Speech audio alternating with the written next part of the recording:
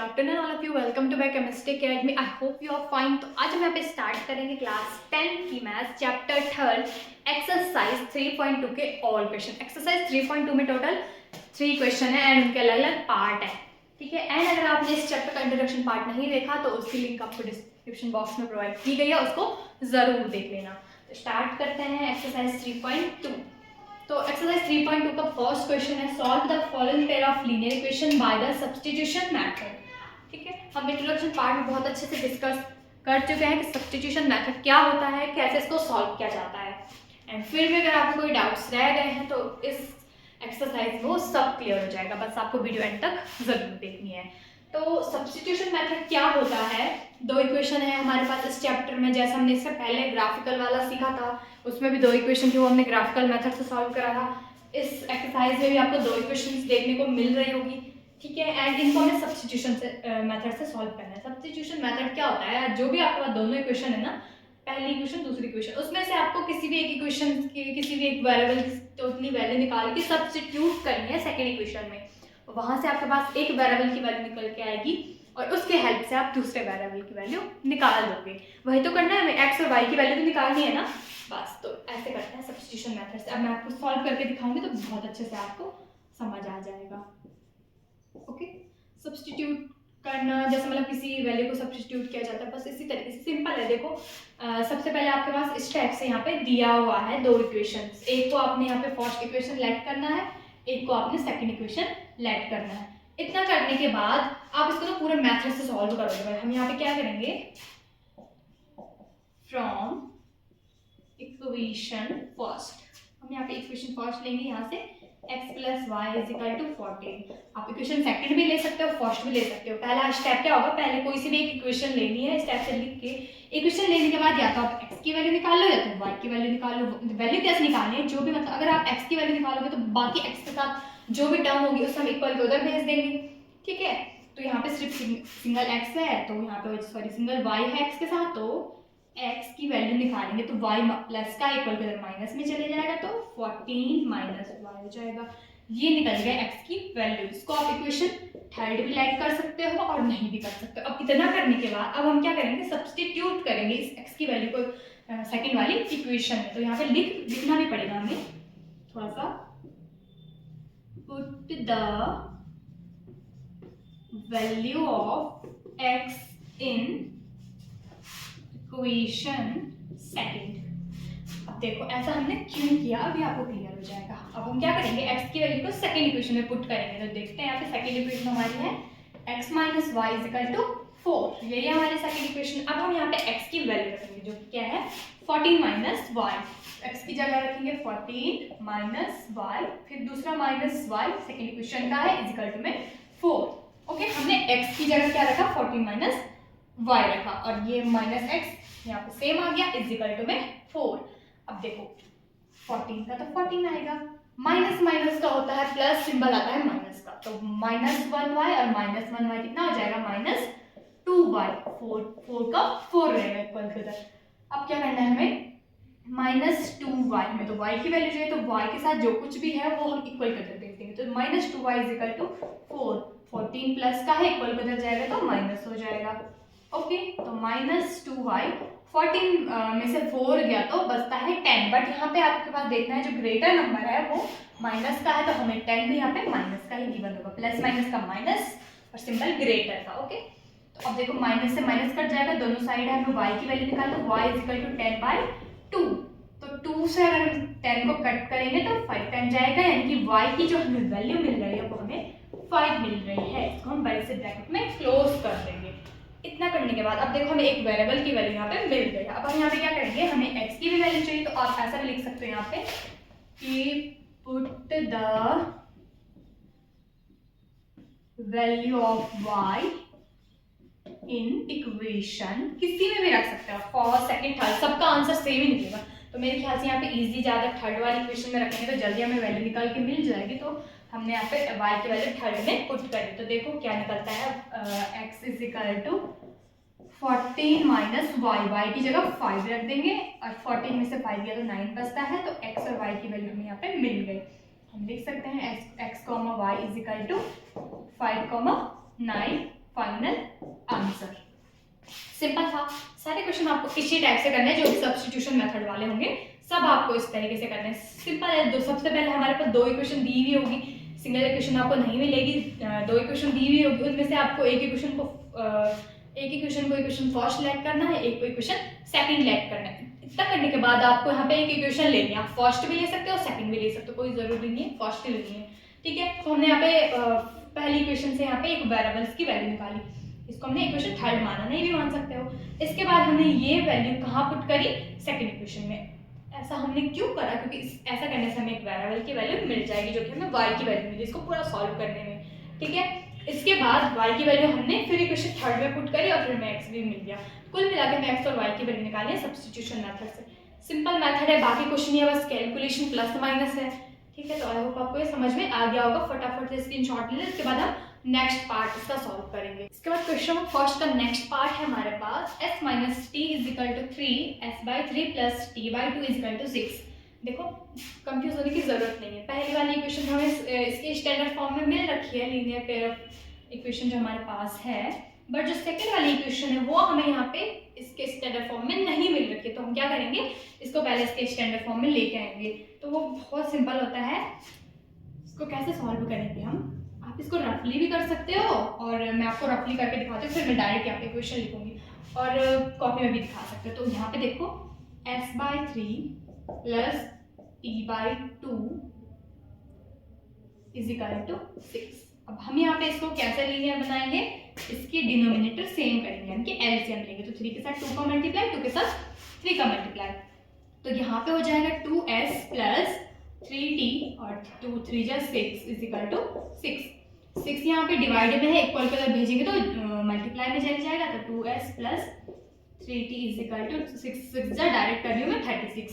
अब हमें यहाँ पे दोनों जो इक्वेशंस हैं उनके स्टैंडर्ड फॉर्म में मिल गए हैं, तो यहाँ पे हम लिखेंगे इक्वेशन फर्स्ट और सेकंड को। ठीक है, तो इक्वेशन फर्स्ट है s minus T is equal to 3 और जो इक्वेशन सेकंड हमने निकाली है 2s plus 3t is equal to 36। ये हमारी इक्वेशन फर्स्ट हमने लेट कर दी, इक्वेशन सेकंड लेट कर दी। इतना करने के बाद बाकी सारा मेथड सेम है।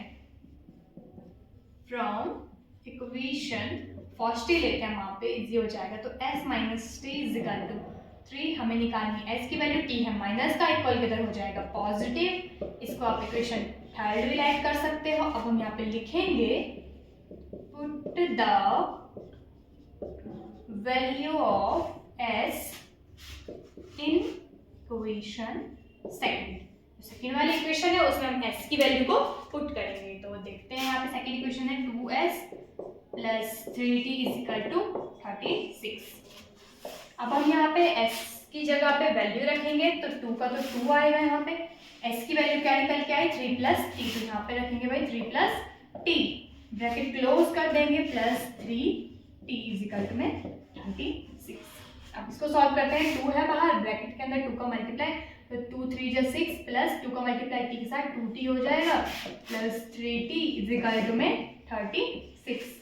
2t और 3t हो जाएगा 5t, 6 जाएगा उधर माइनस में, यानी कि 5t इज इक्वल टू 36 में से 6 को माइनस करेंगे तो बचेगा भाई 30। मैं डायरेक्ट कर देती हूँ यहाँ पे 30, ठीक है, चलो नीचे ही लिख देती हूँ, फिर 5t इज इक्वल टू हो जाएगा 30। अब हमें t की वैल्यू निकालनी है, तो 5 मल्टीप्लाई में इक्वल किधर जाएगा तो डिवाइड में जाएगा, तो t इज इक्वल टू 30/5, 5 6 जो होता है 30। कुल मिला के हमें यहाँ पे t की वैल्यू मिल गई 6।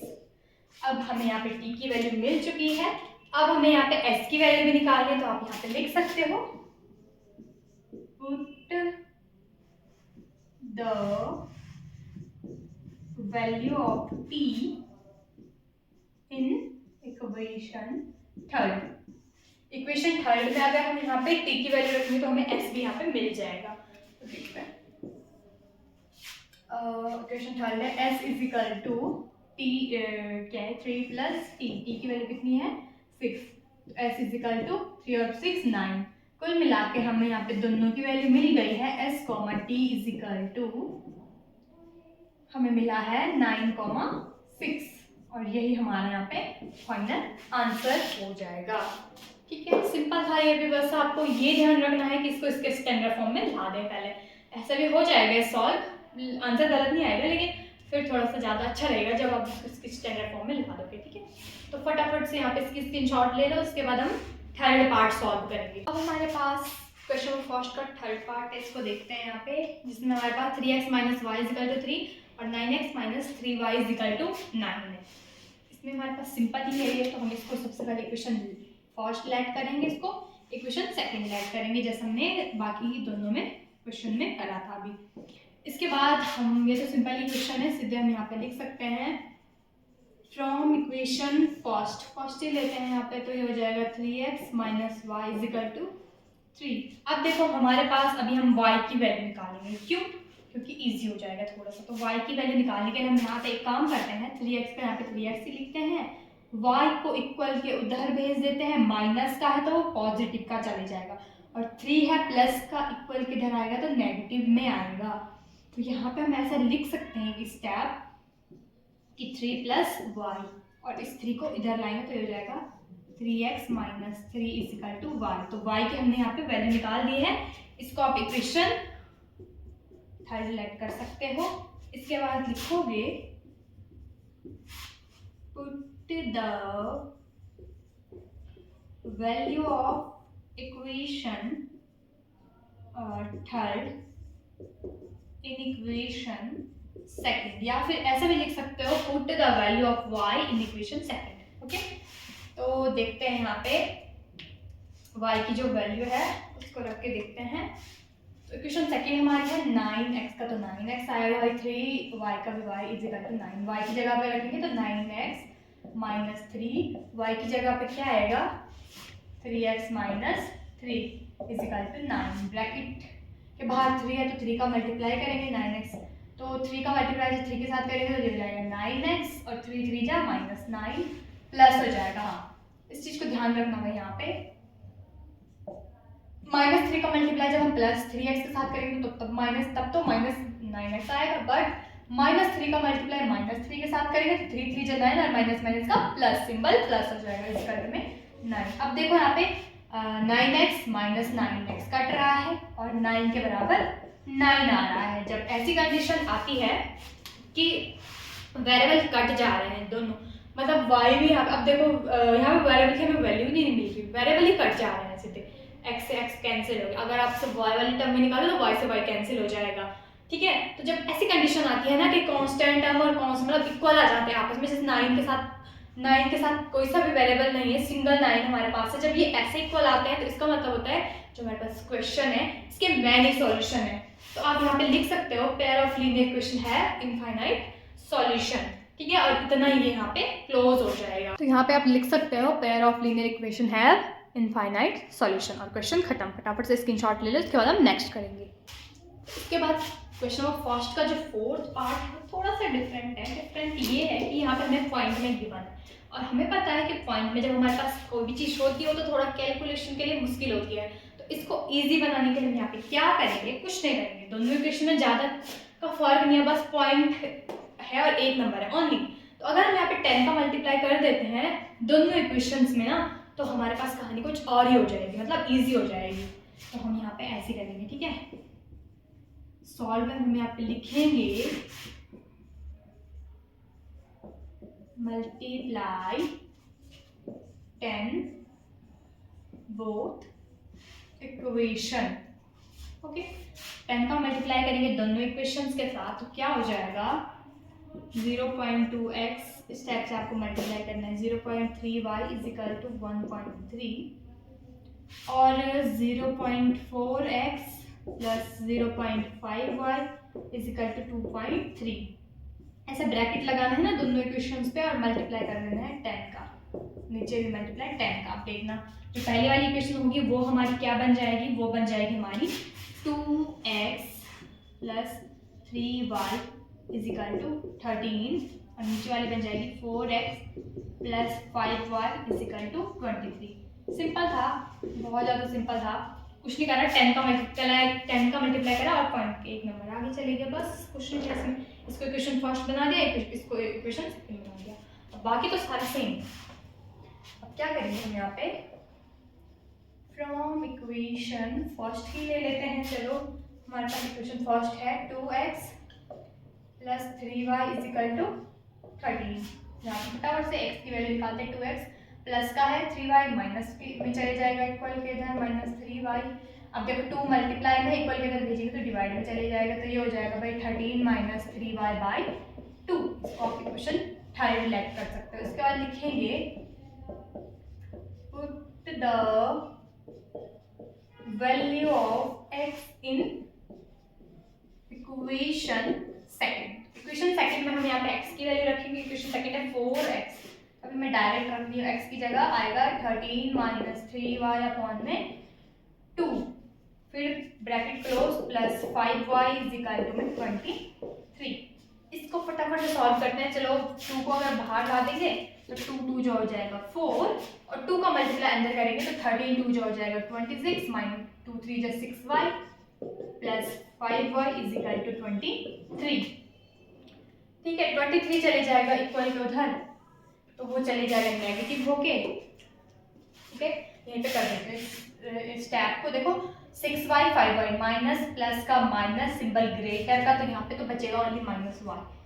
6 में से 5 गया तो minus 5 is equal to 23 plus का 26 इक्वल में जाएगा माइनस का 26, तो यहाँ पे आ जाएगा minus y is equal to 26 में से 23 गया तो यहाँ पे बचेगा 3 बट माइनस का 3, क्योंकि यहाँ पे भी है प्लस माइनस का माइनस सिंबल ग्रेटर का, तो 26 ग्रेटर नंबर है जिसके साथ नेगेटिव है, तो माइनस से कट जाएगा माइनस, तो y की वैल्यू आ जाएगी यहाँ पे 3। सिंपल था। अब हम यहाँ पे क्या करेंगे, एक स्टेप एक लाइन लिखेंगे, put the value of y in equation third.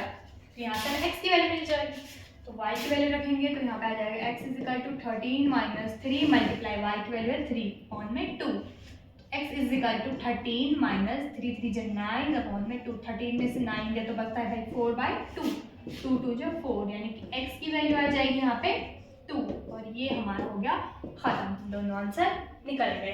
Simple था ये। पॉइंट वाले में देखो ऐसी कंडीशन आपके पास आती है ना, तो आप ऐसे इसको सरल कर सकते हो, इससे आपके पास इजी पड़ जाएगा और गलती होने के तो कोई चांस ही नहीं। बहुत सारे बच्चे क्या करते हैं डायरेक्ट सॉल्व करते हैं, तो इनको डायरेक्ट भी कर सकते हो आप, लेकिन थोड़ा सा इसमें गलती होने के चांसेस ज़्यादा हो जाते हैं। अगर आप इस टाइप से इसको थोड़ा सा सरल कर लोगे ना, तो आपके यहाँ पे मिस्टेक्स बहुत कम होगी, बहुत कम चांस होंगे कि हाँ अगर आपको प्लस माइनस में प्रॉब्लम है तो हो सकती है, लेकिन नहीं तो आपकी गलती होने के चांस यहाँ पे कम हो जाएंगे। तो फटाफट से स्क्रीनशॉट ले लो। इसके बाद हम क्वेश्चन नंबर फर्स्ट का 5th पार्ट सॉल्व करें। इसके बाद क्वेश्चन फर्स्ट का 5th पार्ट देखो, हमारे पास है √2x plus √3y is equal to 0 and next है √3x minus √8y is equal to 0। इसमें घबराने की जरूरत बिल्कुल भी नहीं है, रूट है तो क्या होगा, जैसे हम सॉल्व करते हैं हम वैसे ही सॉल्व करेंगे, और कुछ नहीं करना है इसमें।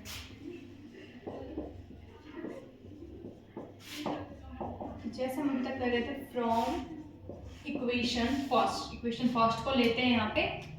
इक्वेशन फर्स्ट है √2x plus √3y is equal to 0। यहाँ से एक वेरिएबल की वैल्यू निकालते हैं x की या y की। चलो x की निकालते हैं, तो √2x, अब देखो प्लस का इक्वल किधर जाएगा माइनस का, तो माइनस √3y, 0 का कुछ यहाँ पे महत्व नहीं है, इसको रहने देंगे।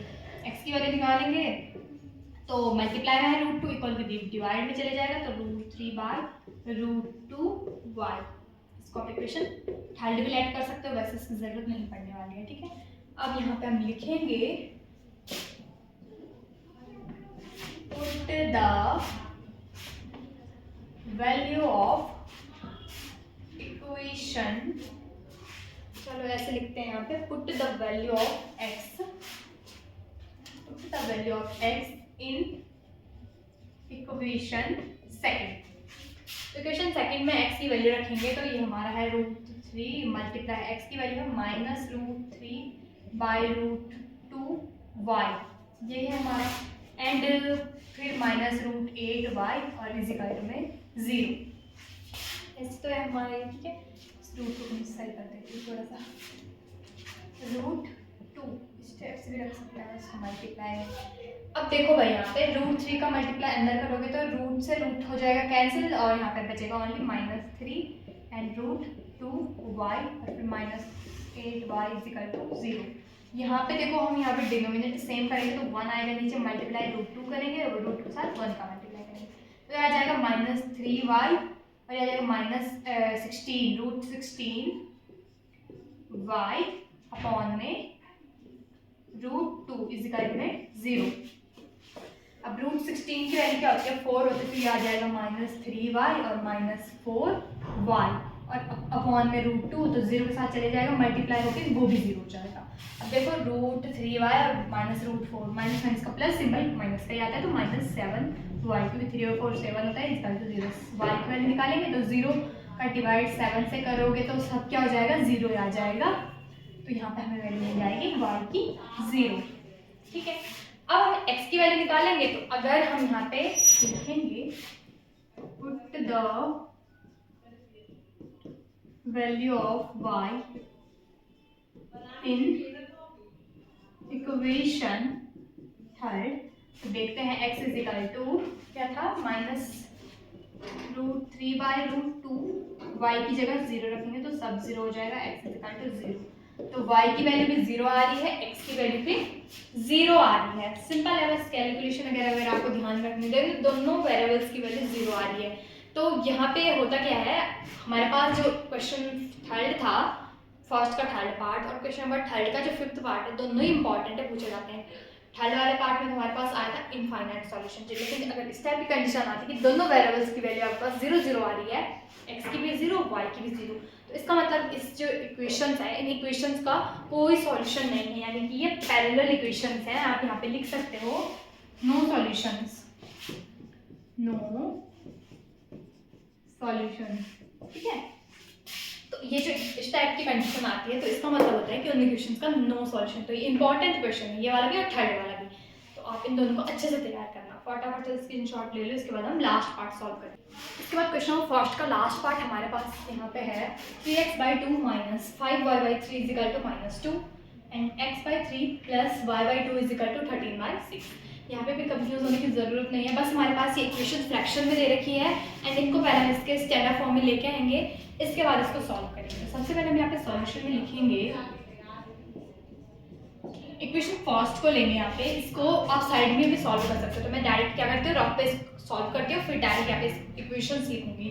आप भी ऐसा कर सकते हो, नहीं तो आप इसको फैरली उतार लेना। ठीक है, पहले हम यहाँ पे पहली इक्वेशन लिखते हैं, 3x/2 - 5y/3 is equal to -2। Denominator same करेंगे तो एलसीएम लेंगे, 2 के साथ 3 का मल्टीप्लाई, 3 के साथ 2 का मल्टीप्लाई, 3 3 हो जाएगा 9x -5 2 10y and 2 3 6 is equal to -2।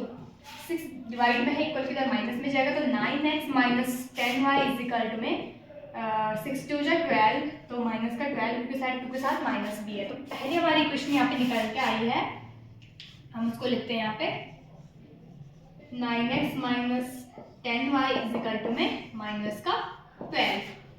ठीक है, अब आप इसको उतार लीजिए इतना फटाफट से, या तो स्क्रीनशॉट बाद में मार के कॉपी कर लेना। मैं दूसरी क्वेश्चन के लिए इसको रफ कर रही हूँ, क्योंकि हमें इसके स्टैंडर्ड फॉर्म में थोड़ा इजी पड़ जाता है ना सॉल्व करने के लिए। इसके बाद क्वेश्चन सेकंड हम यहाँ पे लेंगे, x/3 y/2 is equal to 13/6। यहाँ पे भी सेम ही है, एलसीएम 6 ही आएगा, तो 3 2 6 और 2 3 6, 2 का मल्टीप्लाई ऊपर में करेंगे 2x + 3y अपॉन में 3 2 6 इज इक्वल टू 13/6। यहाँ पे 6 डिवाइड में इक्वल किधर जाएगा, तो मल्टीप्लाई में जाएगा, 6 से हो जाएगा 6 कैंसिल, तो 2x + 3y is equal to में 13। तो सेकंड इक्वेशन हमारे पास निकल के आई है 2x + 3y is equal to में 13। अब आप एक को इक्वेशन फर्स्ट लैट करेंगे, एक को इक्वेशन सेकंड लैट करेंगे। इसको यहाँ से रफ कर देती हूँ, आप इसको लैट कर सकते हो। इतना करने के बाद बाकी अब हमें इसके स्टैंडर्ड फॉर्म मिल गई है, तो बाकी सॉल्यूशन तो सेम रहेगा। फ्रॉम इक्वेशन फर्स्ट लेंगे हम यहाँ पे, जो कि हमारी है 9x - 10y is equal to में -12। यहाँ से हम एक वेरिएबल की वैल्यू निकालेंगे तो x की ही निकालते हैं, तो 9x इज इक्वल टू हो जाएगा 10 है, 10y है, माइनस का इक्वल किधर हो जाएगा पॉजिटिव, तो 12 + 10y। ओके, x की वैल्यू निकालें तो मल्टीप्लाई में इक्वल किधर डिवाइड में जाएगा, तो मैं 10y को पहले लिख देती हूँ, -12 को बाद में लिख देती हूँ, और अपॉन में 9 आ जाएगा दोनों के डिवाइड में। इसको मैं इक्वेशन थर्ड लेट कर लेती हूँ। अब हम यहाँ पे लिखेंगे put the value of equation equation third in equation second. तो यहाँ से जो हमारे y की वैल्यू मिली है इसको हम यहाँ पे किसमें रखेंगे, इस इक्वेशन की वैल्यू को हम यहाँ पे इस वेरिएबल की वैल्यू को हम इक्वेशन सेकंड में रखेंगे। तो इक्वेशन सेकंड है 2x + 3y = 13। अभी मैं डायरेक्ट रख रही हूँ x की जगह पे 10y - 12/9 bracket close plus 3y = 13। 2 को मल्टीप्लाई करेंगे ब्रैकेट के अंदर तो यहाँ पे आ जाएगा हमारा 10 2 = 20y/9 है तो 9 भी लिख देंगे, अभी तोड़ के 9 लिखूंगी मैं। और 24 2 जो होता है, सॉरी 12 2 जो होता है 24 तो -24/9 प्लस 3y = 13। अब हम क्या करेंगे, जो वेरिएबल है उनको एक साथ फ्रैक्शन सॉल्व करेंगे और जो हमारे पास कांस्टेंट टर्म है उनको हम एक साथ सॉल्व करेंगे। तो देखते हैं हमारे पास वेरिएबल यहाँ पे है 20y/9 and 3y plus 3y is equal to 13 और 12 24/9 इसको हम इक्वल किधर ले जाएंगे तो ये हो जाएगा +24/9। यहाँ पे हम यहाँ पे डिनोमिनेटर सेम करने के लिए दोनों के नीचे 1 लगा देंगे, 3y के नीचे भी और 13 के नीचे। ठीक है, तो यहाँ पे एलसीएम लेंगे, 9 में जो 9 और 1 9 जो 9, ऊपर मल्टीप्लाई करेंगे तो 20y प्लस 9 3 जा 27y और अपॉन में 9। सेम यहाँ पे मल्टीप्लाई 9 में जो 9 13 जो होता है भाई 117 और 24 का आ जाएगा 24 और 9 का 9। देखो दोनों के नीचे 9 है तो ये कैंसिल आउट होते हैं इस टाइप से। ठीक है, इसके बाद हमारे पास देखो 20 और 27 को ऐड करेंगे तो हो जाएगा 47y और इन दोनों को ऐड करेंगे तो ये आ जाएगा हमारा 4 7 का 1 और 4 7 का 1 कैरी हो जाएगा 1 2 और 3 और 4 और फिर 1 का 1 141। y की वैल्यू निकालनी है तो 141 के नीचे चले जाएगा 47 एंड 47 3 जो होता है 141। तो कुल मिला के हमें y की वैल्यू मिल गई है यहाँ पे 3। जब हमें यहाँ पे y की वैल्यू मिल गई है अब हम यहाँ पे से x की वैल्यू भी निकाल सकते हैं। तो आप ये वाली लाइन यहाँ पे लिख देना कि put the value of y in equation third. मैं डायरेक्ट यहाँ पे सॉल्व कर रही हूँ, स्पेस थोड़ा सा कम है। तो x = 10 मल्टीप्लाई y यानी कि 3 -12/9 तो ये हो जाएगा 10 3 जा 30 x = 30 - 12/9।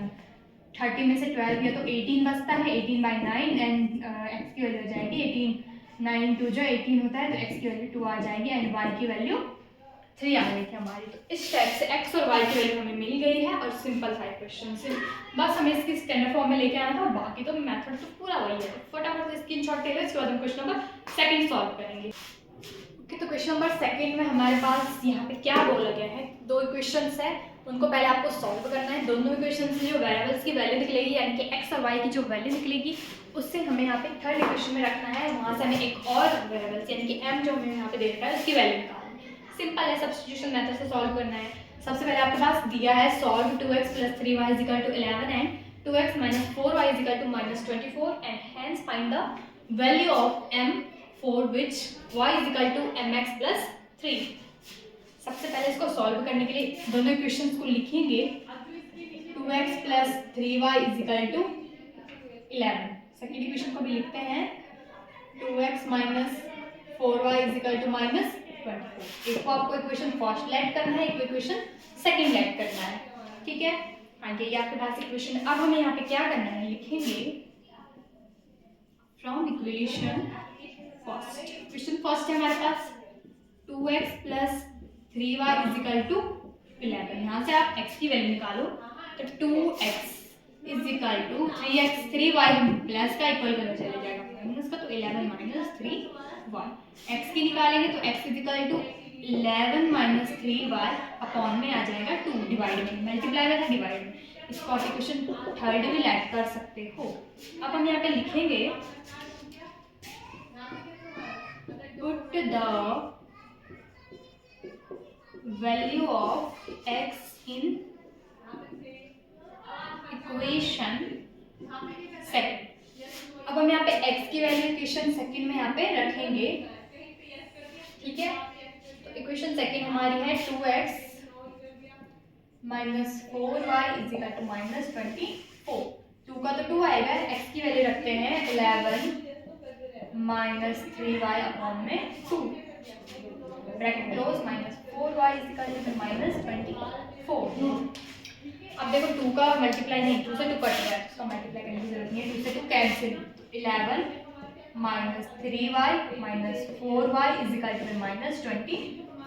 अब देखो 3y और 4y माइनस माइनस का प्लस सिंबल माइनस का आएगा तो 3 और 4 7y, 7y आ जाएगा एंड 11 इक्वल किधर जाएगा तो पॉजिटिव है तो माइनस 11 हो जाएगा, यहाँ पे इन दोनों को ऐड करेंगे तो माइनस 7y का 7y इज इक्वल। अब देखो यहाँ पे इसको ऐड करेंगे तो यहाँ पे जाएगा 5 एंड माइनस माइनस का प्लस सिंबल माइनस का तो 24 और 11 होता है 35। अब हमें y की वैल्यू चाहिए, माइनस से माइनस कैंसिल हो जाएगा दोनों साइड है तो y की वैल्यू आ जाएगी 35/7 तो 7 5 जो होता है 35 तो y की वैल्यू आ जाएगी 5। ठीक है, y की वैल्यू 5 आ गई है। अब हमें यहाँ पे x की वैल्यू निकालेंगे तो लिख सकते हैं, ये पे लिख देती हूँ मैं, put the value of y in equation third. ठीक है, इक्वेशन थर्ड में y की वैल्यू रखेंगे तो देखते हैं थर्ड इक्वेशन है हमारी x is equal to 11 minus 3y upon में 2 तो y की जगह मैं डायरेक्ट रखी हूँ 5 अपॉन में 2 तो x is equal to 11 minus 5 3 जब 15 अपॉन में 2। अब देखो प्लस माइनस का माइनस सिंबल ग्रेटर का आता है, 15 से 11 का तो बचेगा 4 बट माइनस का 4 अपॉन में 2 तो 2 2 जब 4 तो माइनस का 2 यानी कि x की वैल्यू आ रही है माइनस का 2। हमें x और y की वैल्यू मिल गई है। अब हमें x और y की वैल्यू इस वाली इक्वेशन में रखना है तो आप इसको ना इक्वेशन 4 भी नाम दे सकते हो। ठीक है, ये इक्वेशन 4 है सपोज करके, तो हमें यहाँ पे लिखना है put the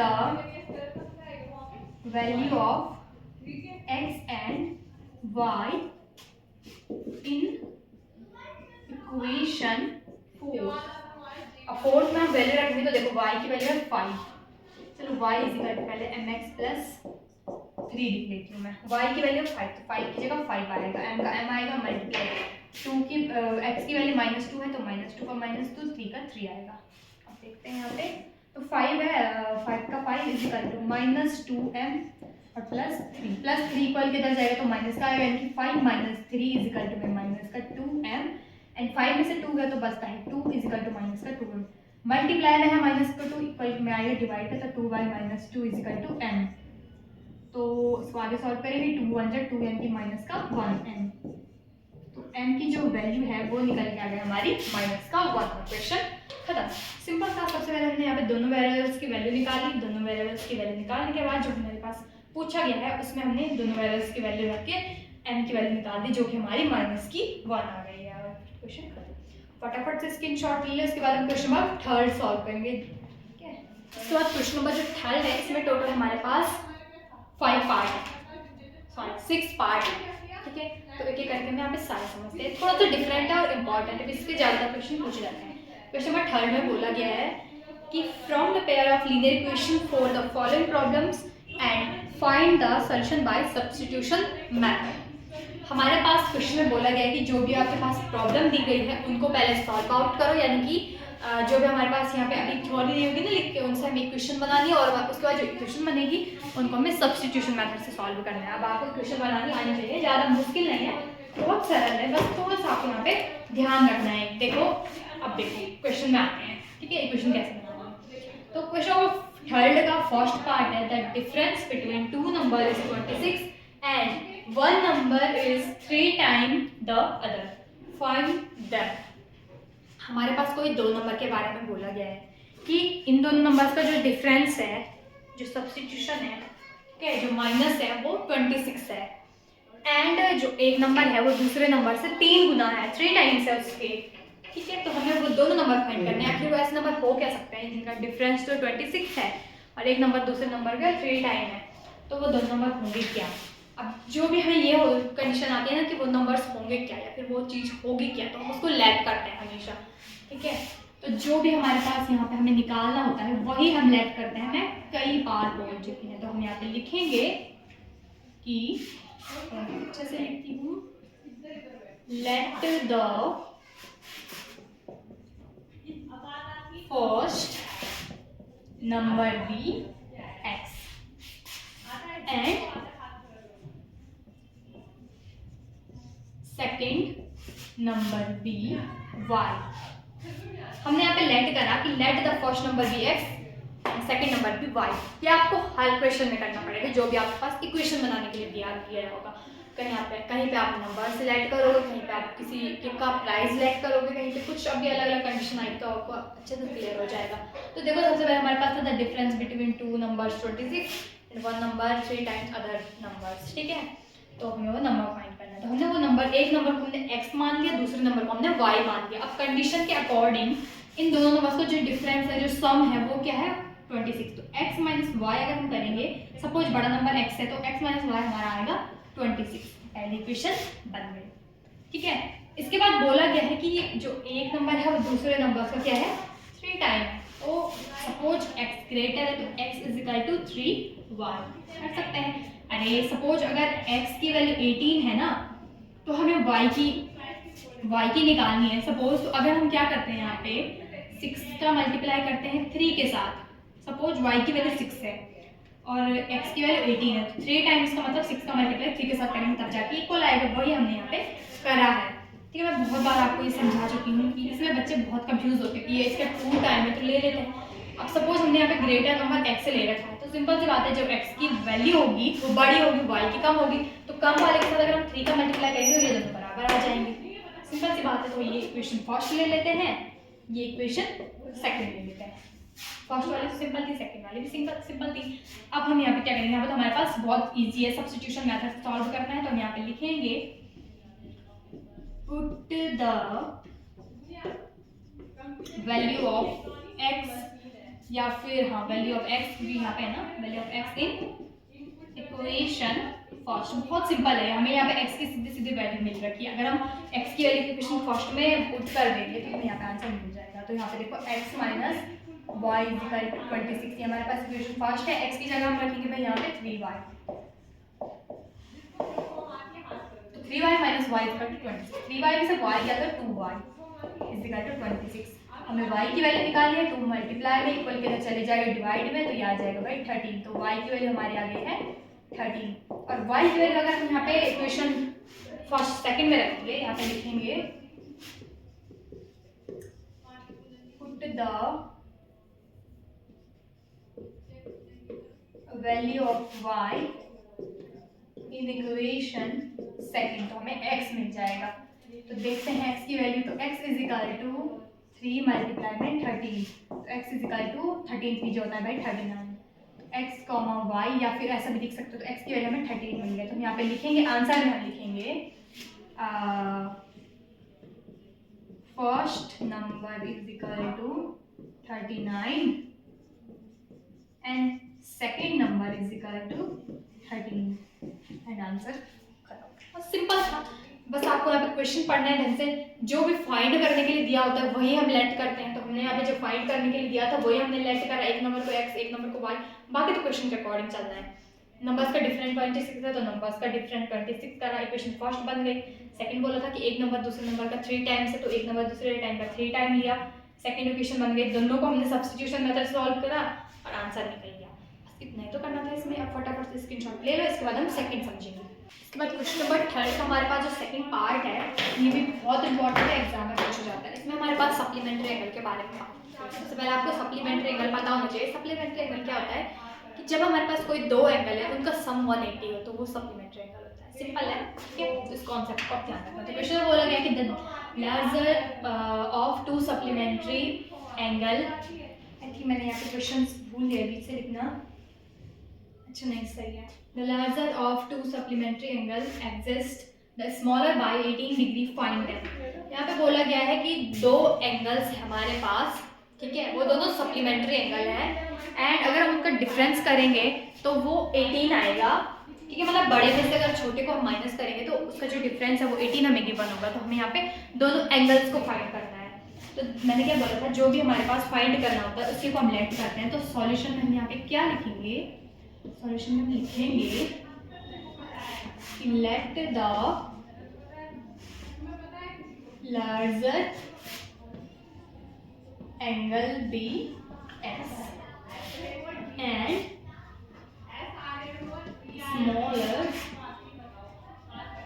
angle be y. हमने लार्ज एंगल को यहाँ पे क्या ले लिया, एक्स ले लिया, और जो स्मॉलर एंगल है हमारा उसको हमने यहाँ पे क्या ले लिया, वाई ले लिया। अब हमें यहाँ पे कंडीशन क्या दे रखी है कि इन दोनों एंगल्स का अगर हम डिफरेंस निकालेंगे, लार्ज में से अगर हम स्मॉल को माइनस करेंगे तो वो कितना आएगा, बल 18 डिग्री हमारा आएगा। इक्वेशन फर्स्ट मिल गई। सप्लीमेंट्री एंगल है तो x प्लस वाई कितना आएगा, 180 डिग्री आएगा। इक्वेशन सेकंड में हमें मिल गई। अब हम यहाँ पे क्या लिखेंगे, देखो सिंपल था, हमने यहाँ पे बड़े एंगल को हमने x लेट करा, छोटे एंगल को y लेट करा। x और y का डिफरेंस है, बड़े में से छोटे को टाइम तो 18 डिग्री मिलेगा, और सप्लीमेंट्री एंगल है तो x और y को ऐड करेंगे तो 180 डिग्री होता है। बस मिल गया है, तो हम फटाफट इसको सॉल्व करते हैं। तो from equation first x minus y is equal to 18, हम यहाँ पे x is equal to y है माइनस का इक्वल टू प्लस हो जाएगा, तो 18 प्लस वाई। इसको इक्वेशन थर्ड लेट कर लो, एंड यहाँ पे लिखेंगे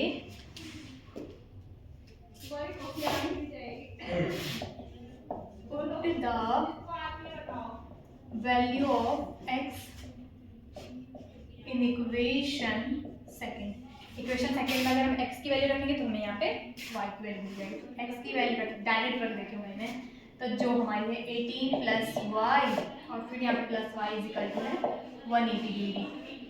तो y और y हो जाएगा 2y, 18 जाएगा इक्वल टू दैट, तो 2y is equal to 180 minus 18। ठीक है, तो 2y 180 में से 18 जाएगा तो कितना बचेगा, 162 बचेगा, यानी कि हमें y चाहिए ओनली, तो y आ जाएगा 62, 162 बाई 2, 2 8 का 16 और 1, तो y हमारा आ गया 81 डिग्री। तो y की तो हमें वैल्यू मिल गई। अब हमें x की वैल्यू निकालनी है, तो यहाँ पे लिखेंगे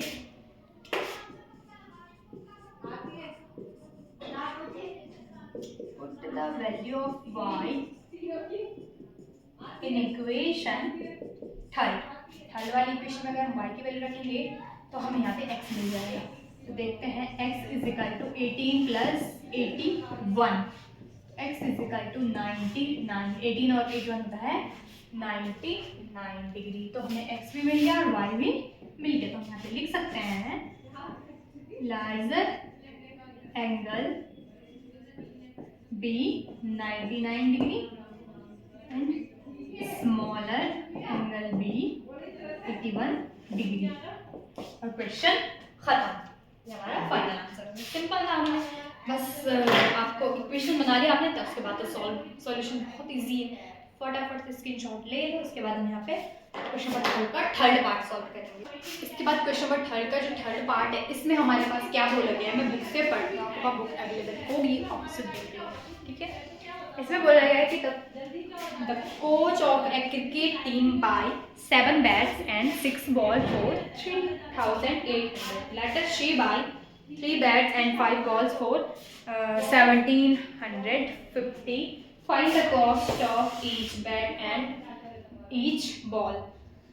हमारे पास यहाँ पे बोला गया है कोई कोच कोई क्रिकेट टीम के कोई कोच है, ठीक है, कोई लड़की, वो क्या करती है, एक बार 7 बैट और 6 बॉल खरीदती है और उसका पेमेंट वो 3,800 रुपये दुकानदार को देती है।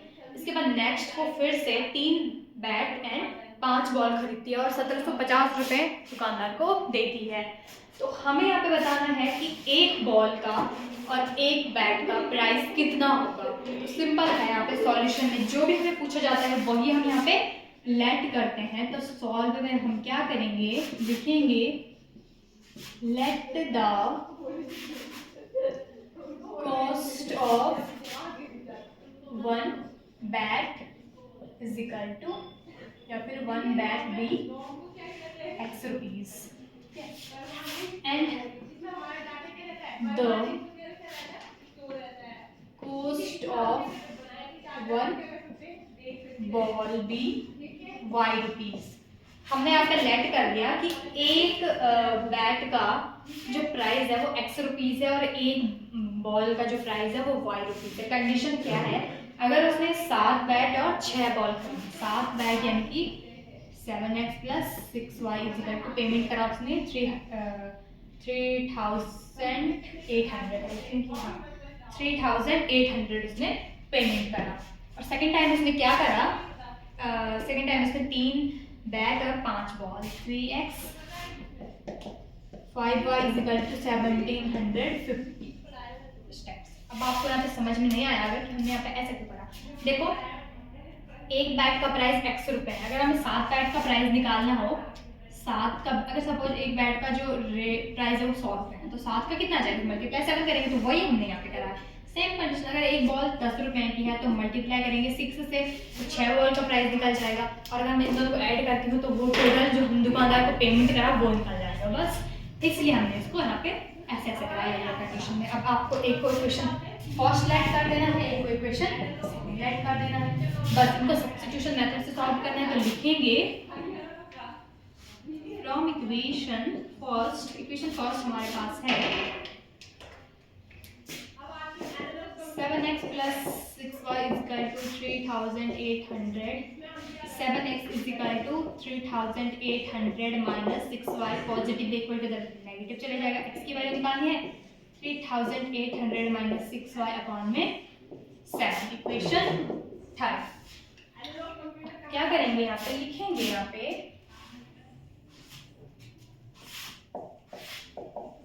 put the value of x की निकालना हमने, x in equation second. Second में हम यहाँ पे x की वैल्यू पुट करेंगे, तो सेकंड इक्वेशन है 3x plus 5y is equal to 750।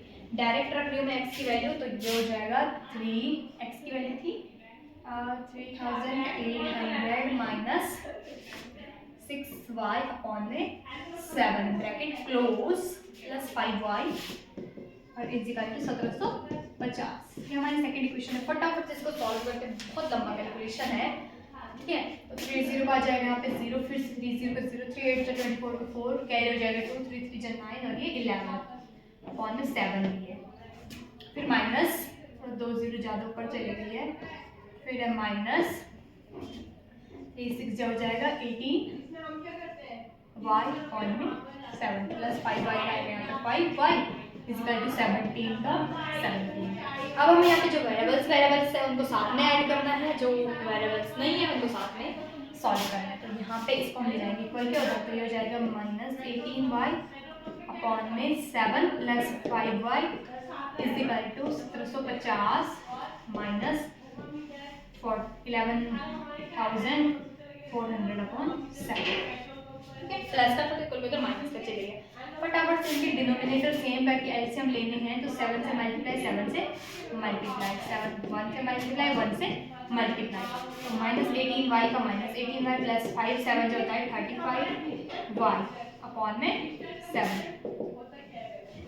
7 0 का 0 7 5 पे 35 का हो जाएगा 5 के 3 हो जाएगा पे कैरी 7 7 हो जाएगा 49 और 3 हो जाएगा 49 और 3 हो जाएगा 52 का 2 5 हो जाएगा कैरी और यहाँ पे 12 यानी कि 12,250 अपॉन में 7 ना दोनों के नीचे 7 तो यहाँ पे इसको भी कर लेती हूँ सॉल्व 1144 अपॉन में 7 से 7 कट जाएगा, ठीक है।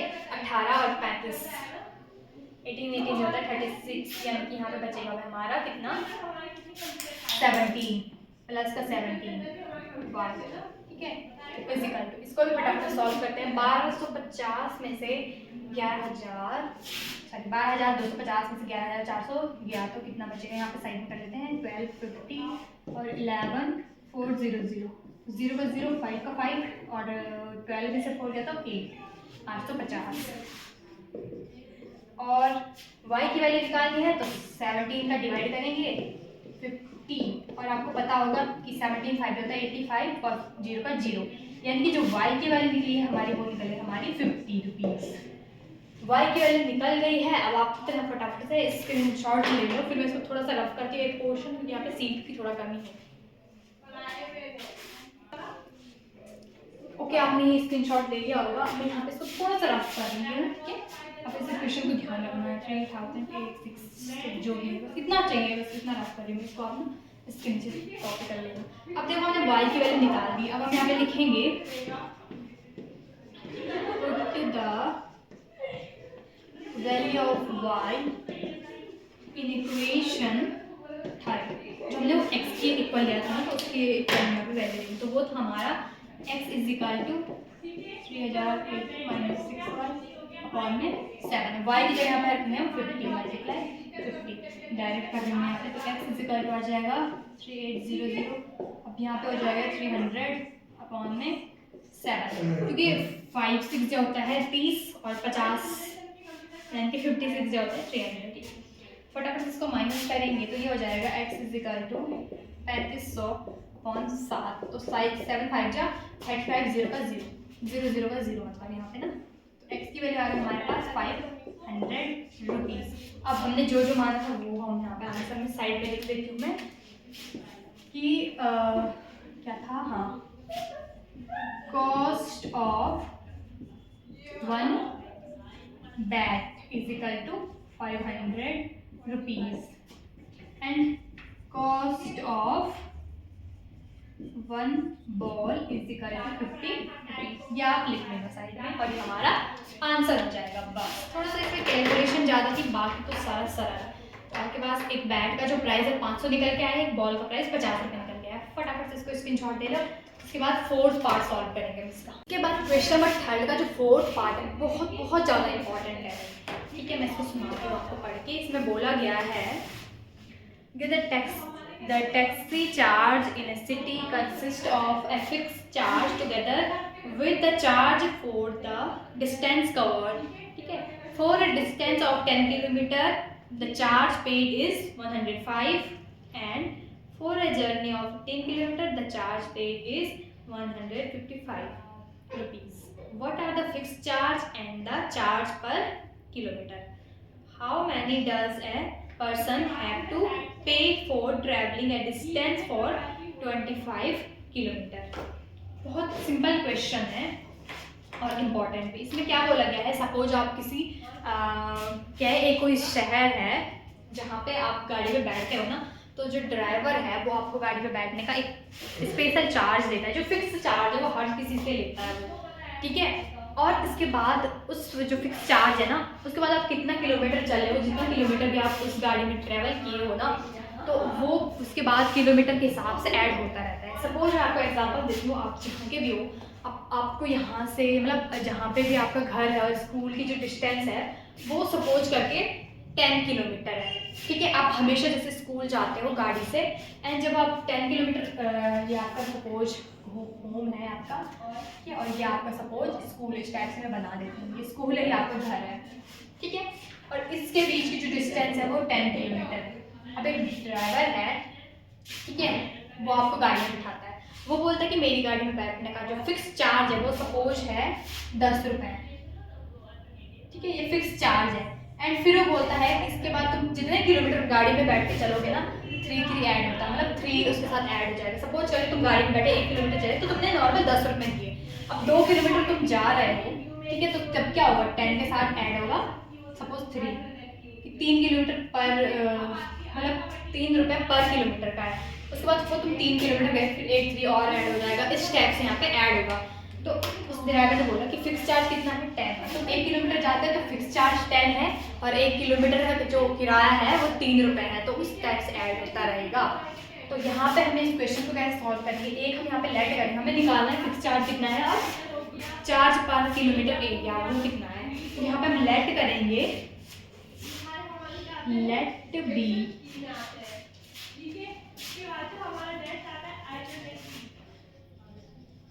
let be fixed charge x and charge per kilometre y, b छोड़ दिया मैंने, b y। ठीक है, रुपीज वार। चलो ठीक है, तो हमने यहाँ पे लेट करा कि जो फिक्स चार्ज है वो x है और जो चार्ज पर किलोमीटर है वो कितना है, y है।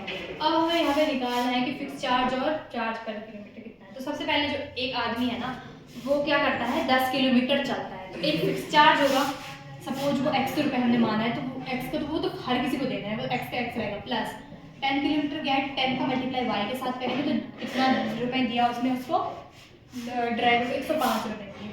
105 रुपये दिए तो इक्वेशन फर्स्ट बन जाएगी। दूसरा आदमी गया, उसने 15 किलोमीटर चला और रुपए दिए 155, बन गई इक्वेशन। एक्स तो फिक्स चार्ज है, तो हर किसी को पड़ेगा बैठने का। उसके बाद वो कितने किलोमीटर चला है, ठीक है, ये हमारा क्या है, पर किलोमीटर एरिया वाला चार्ज है, पर किलोमीटर चार्ज है सॉरी। तो यहाँ पे देखो, अगर सपोज करके कोई आदमी है वो 10 किलोमीटर चला है, तो एक तो फिक्स चार्ज उसे देना पड़ेगा जो कि एक्स है, और 1 किलोमीटर के अकॉर्डिंग से चार्ज करना पड़ेगा जो कि 10 किलोमीटर हो गया है, तो 10 के साथ वाई का मल्टीप्लाई करके ऐड करके वो इतने रुपए देगा। बस सिंपल है। तो इक्वेशन फर्स्ट और सेकंड हमने बना ली है। अब हम यहाँ पे क्या करेंगे, फ्रॉम इक्वेशन फर्स्ट जो कि है x plus ten y is equal to 105 rupees. हम यहाँ पे x निकालते हैं, x इज इक्वल टू हो जाएगा 105 माइनस 100 सॉरी माइनस 10 वाई। इसको इक्वेशन हल बना देते हैं। फिर लिखेंगे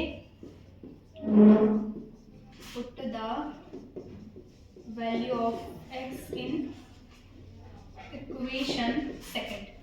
अब इक्वेशन सेकंड में यहाँ पे x की वैल्यू रखेंगे तो हमारा कुछ निकल के आएगा। इक्वेशन x की वैल्यू डायरेक्ट है हमारा x plus 15y is equal to 155। x की वैल्यू कितनी आई हमारी 105 minus 10y plus 15y is equal to 155।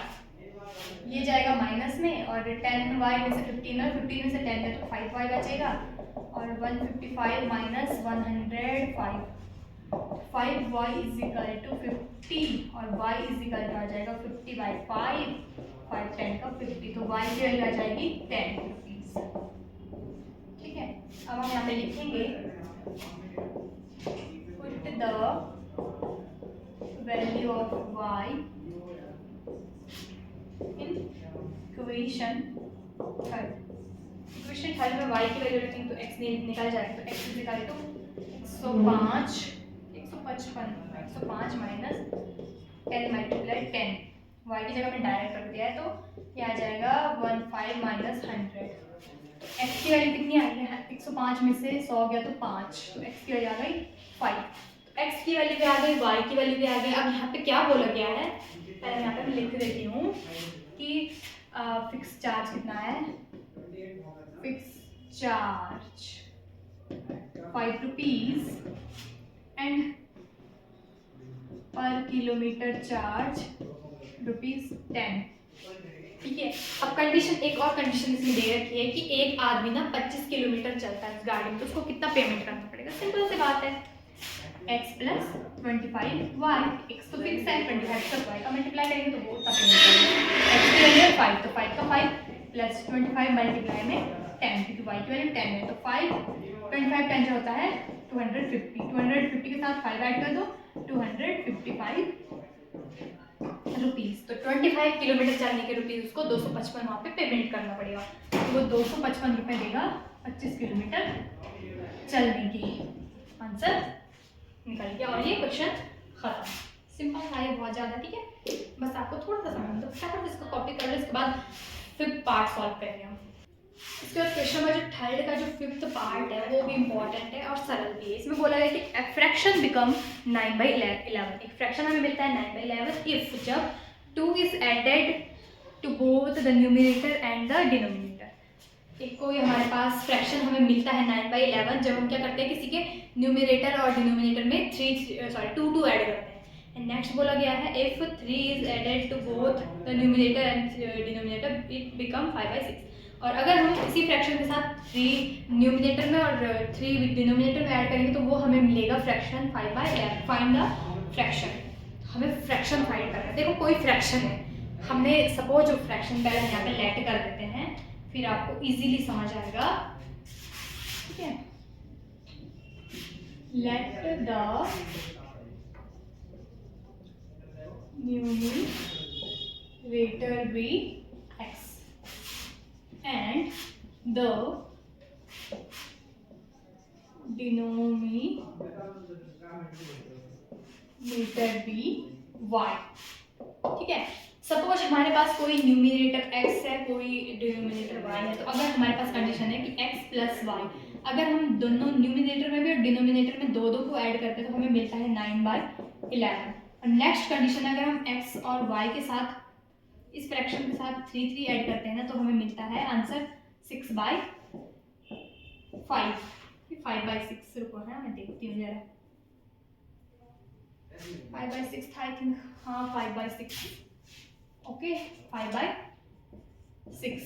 तो हमें यहाँ पे फ्रैक्शन निकालना है, देखिए x/y निकालना है। तो सो सिंपल है, सबसे पहले दोनों फ्रैक्शंस को, दोनों इक्वेशंस को हम थोड़ा सा इसके स्टैंडर्ड फॉर्म में लाएंगे। स्टैंडर्ड फॉर्म में लाने के लिए हम यहाँ पे क्या करेंगे, ज़्यादा कुछ नहीं करना है, इसको आप स्टेप से मिला सकते हो।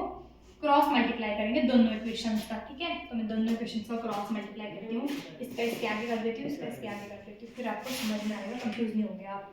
तो देखो यहाँ पे मल्टीप्लाई होगा तो x+2 मल्टीप्लाई करेंगे 11 के साथ इज इक्वल टू 9 और y+2, ठीक है। तो सॉल्व करेंगे, 11 का मल्टीप्लाई 11x, 11 2 22, 9y और 9 2 18। 11x का 11x माइनस 9y आ जाएगा इधर 18 और माइनस 22 चला जाएगा इधर। 22 में से 18 गया तो माइनस का 4 बचेगा। Equation first. Same equation second को भी सॉल्व करेंगे। तो यहाँ पे देखो, यहाँ पे है x+3 multiply 6 y+3 multiply 5। 6x का आ जाएगा यहाँ पे 6x प्लस 3 18, 6 3 18 इसका 5y का 5y आ जाएगा, 5 3 15 हो जाएगा यहाँ पे। 6x का 6x माइनस 5y और इक्वल टू 15 माइनस 18। 15 में से 18 गया तो माइनस का 3 बचेगा। सेकंड इक्वेशन, ठीक है। इक्वेशन फर्स्ट भी हमें मिल गई, इक्वेशन सेकंड भी हमें मिल गया। अब हम यहाँ पे क्या करेंगे, दोनों इक्वेशन को मैं यहाँ पे लिख देती हूँ। इक्वेशन फर्स्ट है 11x minus 9y is equal to minus का 4। इक्वेशन सेकंड है 6x माइनस का 5y is equal to minus का 3।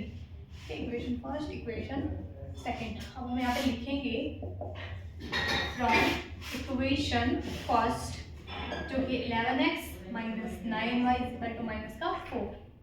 माइनस का x की वैल्यू निकालेंगे तो डायरेक्ट निकाल रही हूँ, माइनस का 4 प्लस 9y अपॉन में 11। इसको इक्वेशन थर्ड लेट करेंगे, ओके। अब यहाँ पे लिखेंगे put the value of x in equation second. Equation second में x की वैल्यू रख देते हैं, तो डायरेक्ट रख रही हूँ मैं भी 6 मल्टीप्लाई माइनस का 4, इसको मैं इधर रख देती हूँ 9y माइनस का 4 अपॉन में 11 ब्रैकेट क्लोज, माइनस का 5y is equal to minus का 3।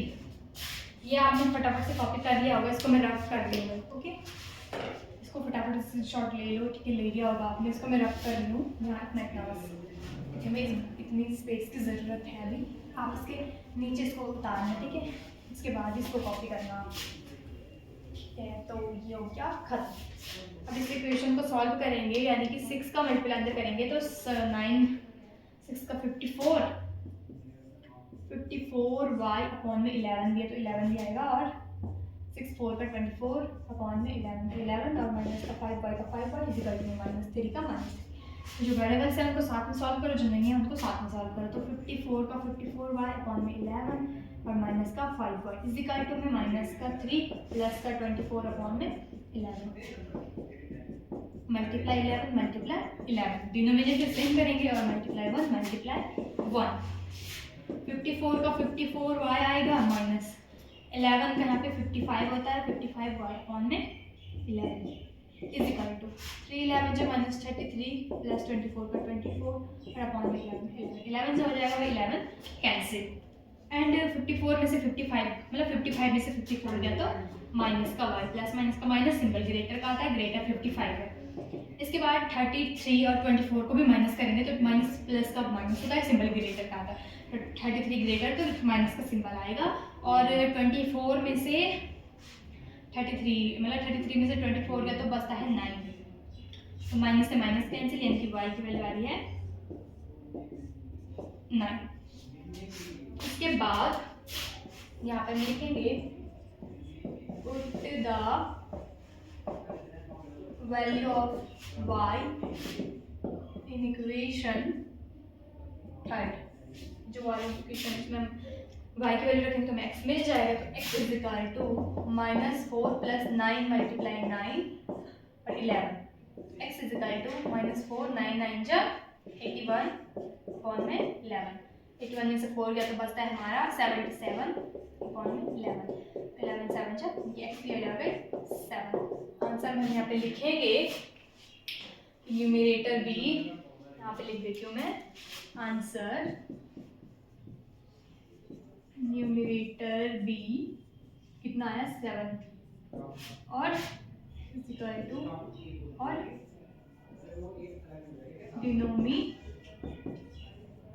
बी 9, 7 और डिनोमिनेटर बी, या फिर फ्रैक्शन भी लिख सकते हो आप। जो हमारा फ्रैक्शन है वो है हमारा 7/9 बस। और ये हमारा हो गया यहाँ पे खत्म।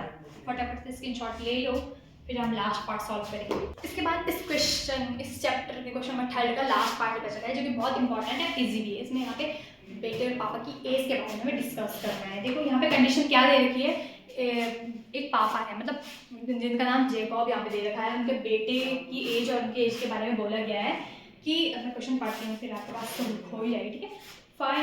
5 year hence the age of Jacob will be 3 times that his of son, ठीक है, that of his son, and 5 year ago Jacob age was 7 times that of his son. What is the present age?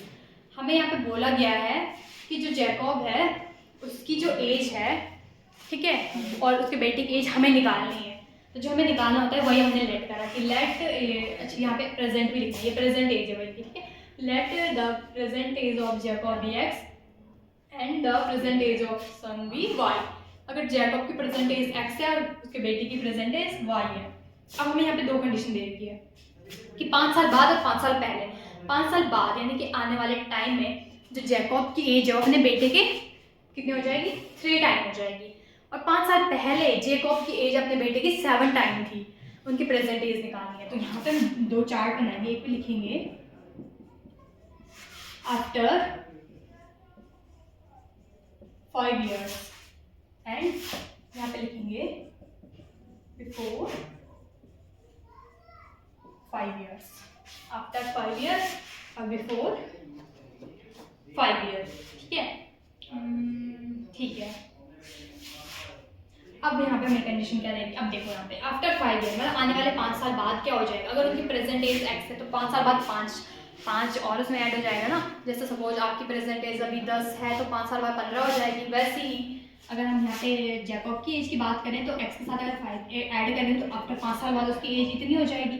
Same उसके बेटे की Y के साथ अगर हम 5 add करें तो उसकी ये 5 साल बाद की एज हो जाएगी। अभी यहाँ पे कंडीशन क्या देगी, अभी वो 3 टाइम है तो 3 का मल्टीप्लाई करेंगे उसके बेटे के साथ, क्योंकि 5 साल बाद जैकब की एज अपने बेटे के 3 टाइम हो जाएगी। तो इस टाइप से कंडीशन आ जाएगी, बस सिंपल है। अब बिफोर का देखते हैं, चलो पहले इसको सॉल्व कर लेते हैं। इसको सॉल्व करेंगे तो x + 5 इक्वल टू 3y और 15, x - 3y प्लस का इक्वल किधर माइनस का आ जाएगा एंड 15 और मल्टीप्लाई मतलब 15 - 5 तो x - 3y इक्वल टू 10। ये इक्वेशन फर्स्ट हमारी निकल के आ गई, ठीक है।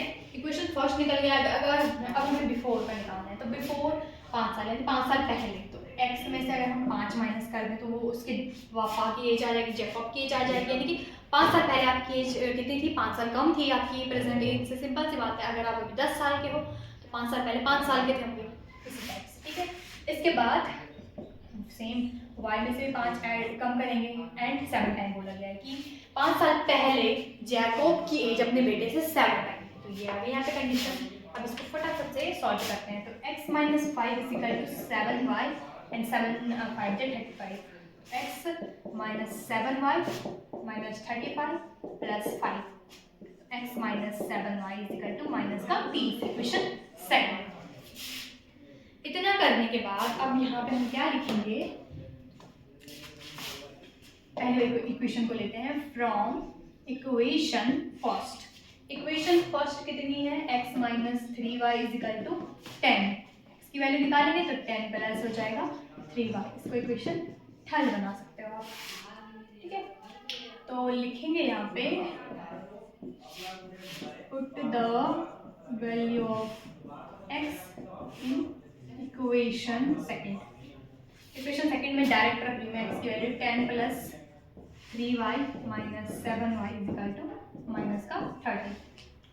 इस प्रॉब्लम को फटाफट से सॉल्व करते हैं। तो देखो यहाँ पे 3y 7y 7 में से 3 गया तो 4 माइनस का 4y बचेगा यहाँ पे, माइनस प्लस का माइनस, सिंपल ग्रेटर का था तो 7 बड़ा है यहाँ पे इसलिए माइनस का 4 बचा, माइनस का 30 और माइनस का 10 इक्वल के उधर जाएगा माइनस का जाएगा, तो माइनस का 4y इक्वल टू 30 और 10 होता है 40 माइनस माइनस का प्लस। ठीक है, तो y की वैल्यू आ जाएगी यहाँ पे, माइनस से माइनस कैंसिल हो जाएगा, 40/4 एंड 4 10 जब 40, तो y की जो वैल्यू है वो आ जाएगी 10, यानी कि जो उसके बेटे की एज है वो 10 साल फैल गए। अब यहीं पे मैं निकाल देती हूँ जैकब की एज। ठीक है, यहाँ पे देखो, put the value of y in equation third में रखेंगे तो हमें x की भी वैल्यू निकल के आ जाएगी।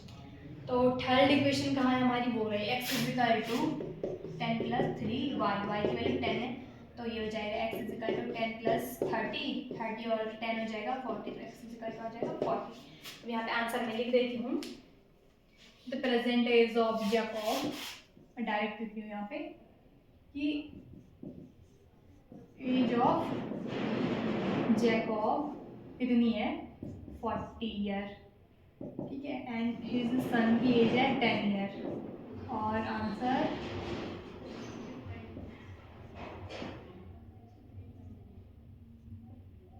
निकल गया। तो उसके पापा की एज 40 है और उसके बेटी की एज 10 साल है। फटाफट से स्क्रीनशॉट ले लो।